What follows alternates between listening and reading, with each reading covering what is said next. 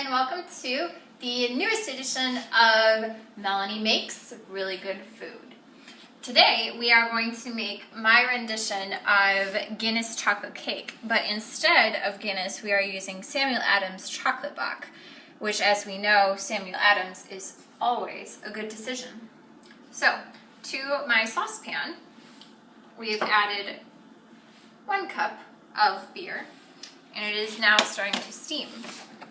So from here, we're going to add 2 sticks of butter plus 1 tablespoon. So 1 cup plus 1 tablespoon of butter. And we're going to melt the butter into the beer. We have set the oven to 350 degrees.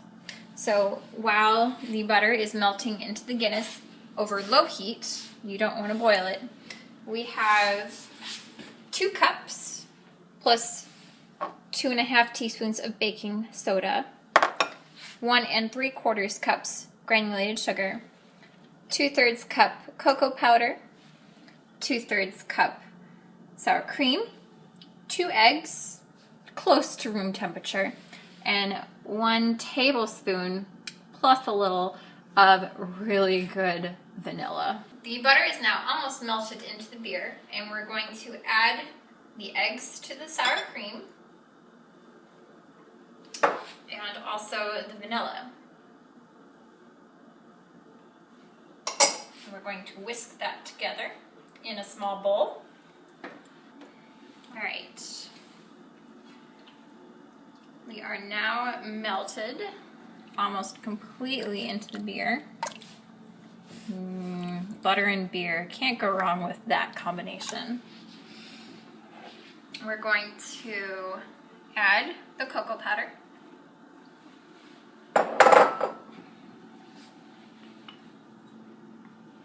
And add the sugar. And we are going to whisk that together until it's combined. Now that the cocoa, sugar, beer, and butter are all combined, we're going to turn off the heat and take it completely off the heat for the next part, which is adding the rest of the wet ingredients, the sour cream, eggs, and vanilla that we mixed together in a separate bowl. So we add that to our mixture.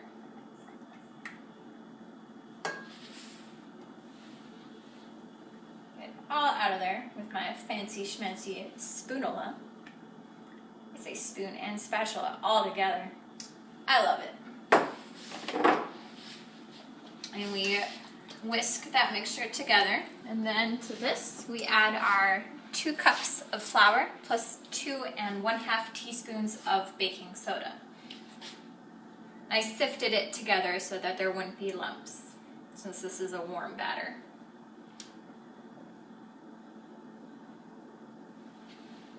And you whisk this together until combined.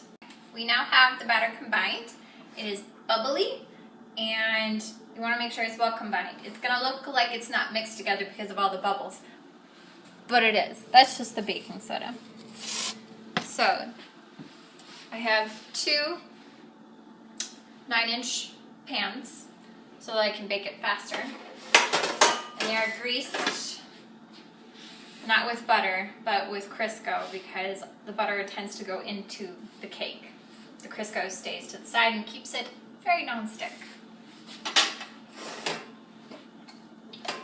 So you're going to add the cake to the pans. Now, I want to eat this sooner than later, which is why I'm baking it in 2 pans. But if you have more time, you can put this into a bundt pan, and that takes about an hour of baking. This is going to be about 35 minutes.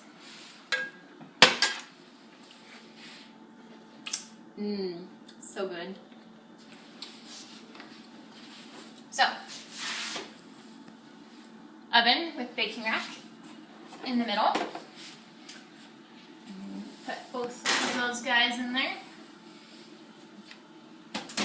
And now we wait.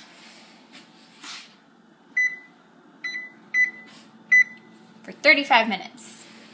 Now we have our 2 cakes out of the oven, and you want to wait to take them out until It is clean when you take a toothpick out. Now I have the 2 cake pans on a rack so that they can completely cool.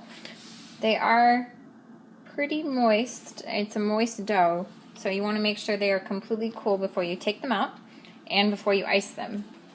So here we have our finished frosted cake. The bottom part came out a little funky from the pan, but with frosting, it looks just fine. Now we have our piece of cake, and we're going to eat it too.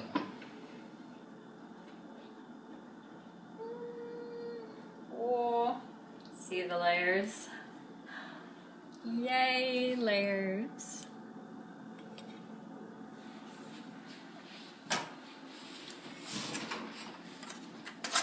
Not for the taste test. Make sure it's good.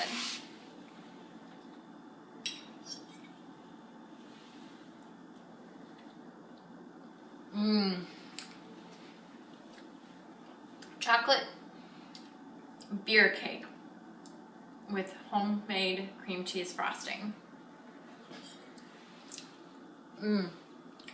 Divine. Thanks for watching. Melanie makes really good cake.